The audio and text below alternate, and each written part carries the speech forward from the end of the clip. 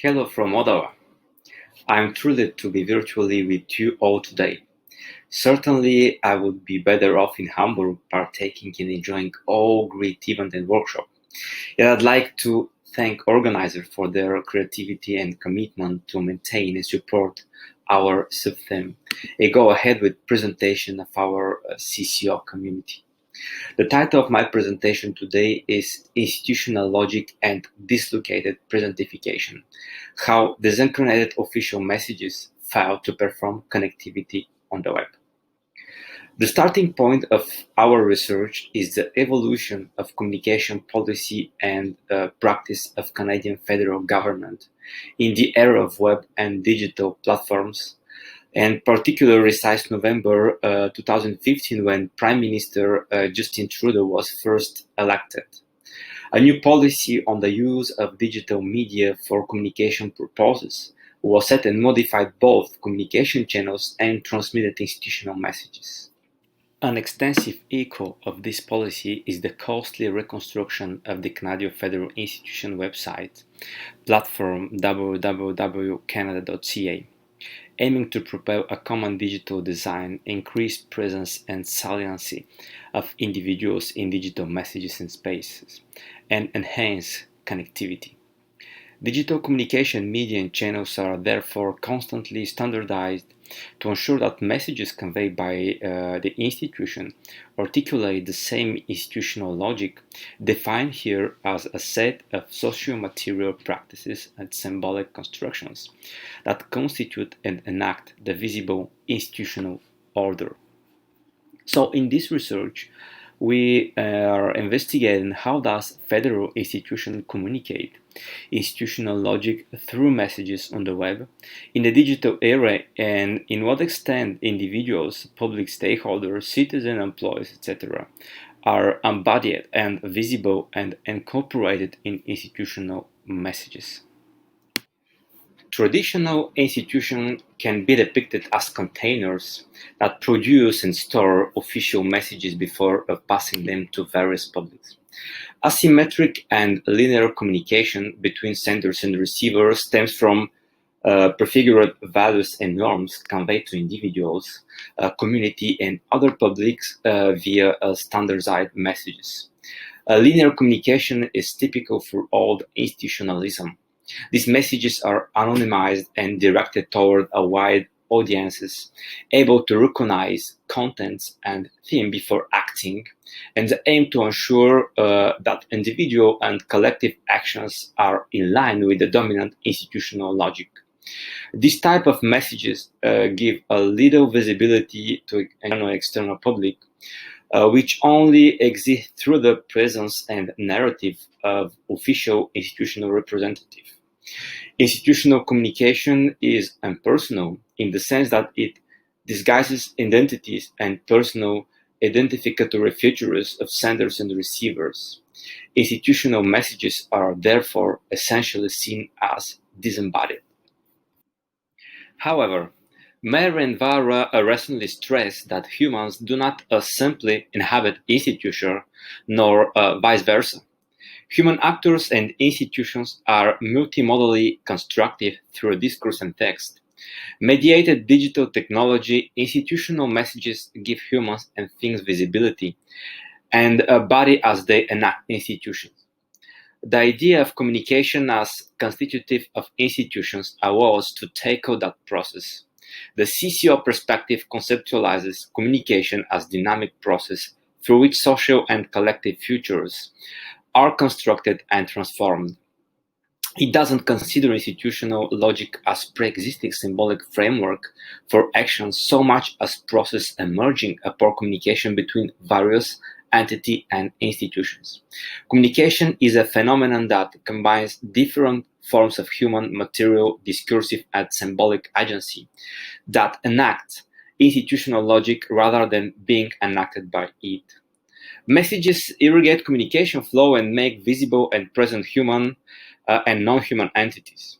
The ideas of presentification express the way different human and non-human entities are embodied in the official messages and act on the institutional logic as they become visible and exist in the eye of the public. Messages are building blocks of connectivity as they empower existence of senders and receivers.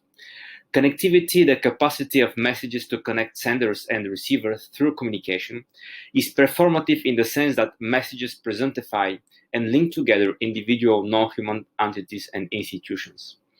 This connectivity is performed because it is constitutive of institutional logic.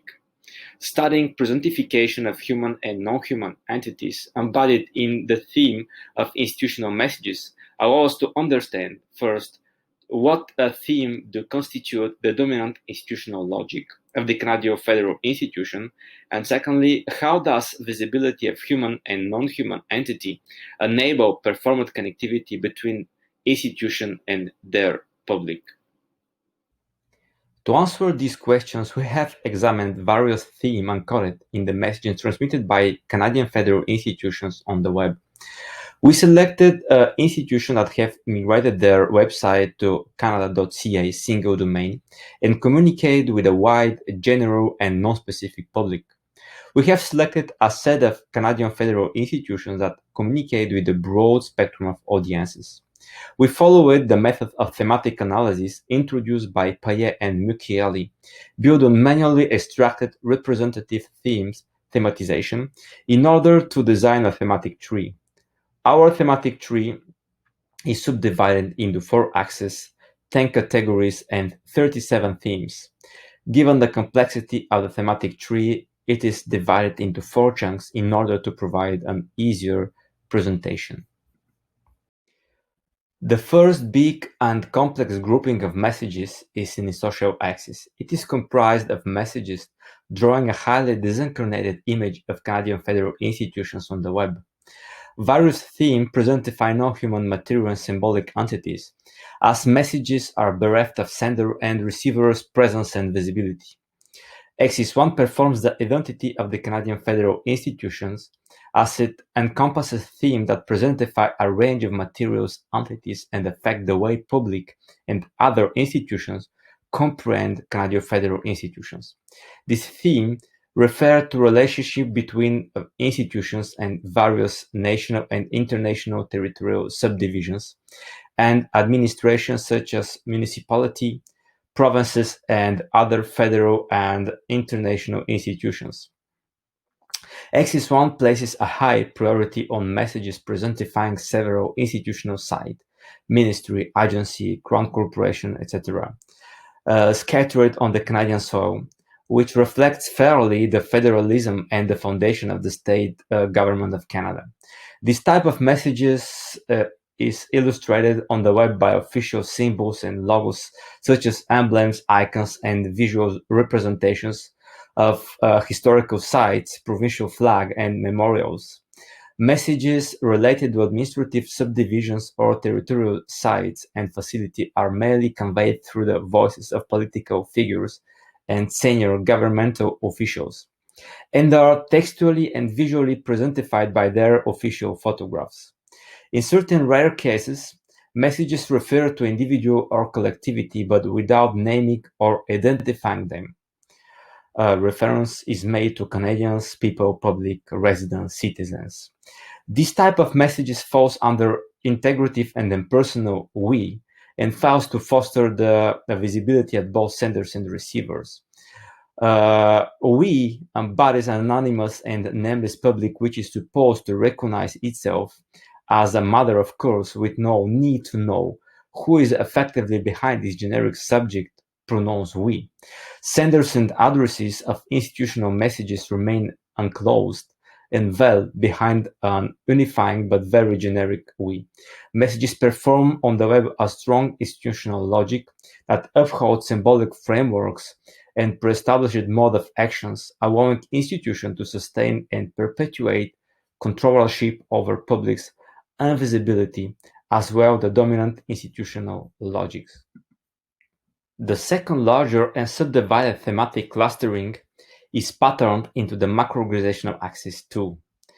The Canadian federal institutions communicate therefore like macrostructures that play a fundamental organizational and administrative role beside the more traditional missions related to social and public welfare.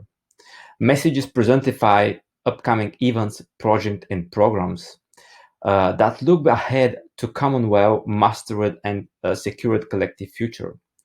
Human entities as employee, external public, and community are presentified as users of good and administrative service, but their personal or professional characteristic and future remain invisible. Messages therefore perform a typical neo-institutional logic that highlights public as organizational members but disguises and obscures their human faces as it extends personal and collective invisibility. This type of messages presentifies non-human entity connecting stable and secure present with uncertain and unclear future that might be settled down thanks to a steady public commitment of the Canadian federal institution. The addresses of the messages are not explicitly named, but are presentified as users of administrative, provincial, and federal goods and services. The second axis also clusters messages that presentify administrative missions and assignment of the Canadian federal institutions. These messages stem from typical administrative and public services, tasks, and duty bound to public sphere and not only to institutional policy and organizational strategy. These are messages anchored by a strong informational value and administrative utility and directed to various users of public services and goods. This public named and identified as Canadian has to self-recognized throughout messages conveyed on the web. Institutional communication performs therefore a typical logic that presentifies entity used to cast future existence and sustainability of organizational and administrative missions, as well as enhance organizational culture and values. X is three clusters theme that enact visibility of employees, internal publics, whereas Axis 4 performs visibility of external public in broader sense, individual, groups, and community. Axis 3 implies that institutional messages provide visibility through professional features and characteristics of employees thanks to their work assignment and goals. Otherwise, institutional messages allow a fractional visibility to individuals working inside the institution because addresses of messages can only glimpse them thanks to their work missions. Being visible here doesn't necessarily mean being an identifiable person. Human entities are therefore visible insofar as professionals but remain invisible as persons. This type of messages gives visibility to individuals and team at work, but this visibility is quite fragmented and partial, and remains in the backstage of the web communications as messages enact social and macro-organizational logic. Human entities are presentified by their professional characteristic and features rather by their personal and individual quality. That's why they are visible and do exist, but mainly in the shadow of institutions.